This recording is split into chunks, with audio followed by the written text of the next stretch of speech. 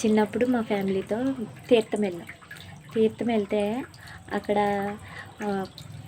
అన్నీ కొనుక్కున్నాం, అన్నీ తిరిగాము. ఒక అతనికి మాత్రం 10 రూపాయలు ఇవ్వడం మర్చిపోయాను నేను.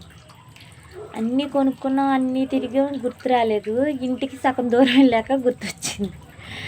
గుర్తు రావడంతో 10 రూపాయలు ఇచ్చేసి వద్దామని అనుకున్నాను మనసులో. అనుకుని వెనక్కి తిరిగాను.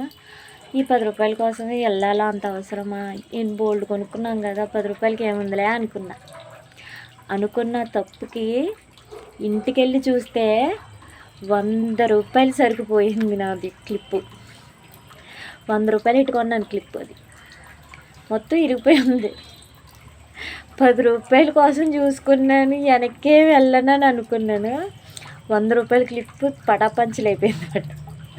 అప్పుడు అనుకున్నాను, ఒకళ్ళది ఏదైనా చెప్పి తీసుకుని బేరం అడిగి తీసుకున్నదైతే పర్వాలేదు, కానీ తీసుకుని ఎగ్గొడితే మాత్రం 10 రూపాయల సరుకు దొబ్బితే 100 రూపాయల సరుకు పోతుందని నాకు గుణపాఠం వచ్చింది. నేను ఆ రోజు నుంచి ఈ రోజు వరకు కూడా అస్సలు నేను ఎవ్వరిది ముట్టుకోనమాట. పోతే గీతే నా వస్తువులు, నా డబ్బులు పోగొట్టుకోవాలని చూస్తాను తప్ప పొరపాటును కూడా రూపాయి ఎవరిది నేను తినాలని చూడను. దేవుడు చూసారా, మంచి వాళ్ళకి వెంటనే గుణపాఠం చూపిస్తాడు. నువ్వు ఈ దోవ తప్పు అని మనం సరిదిద్దుకోవడంలో ఉంటుంది మన సంస్కారం. అవునంటారా కాదంటారా?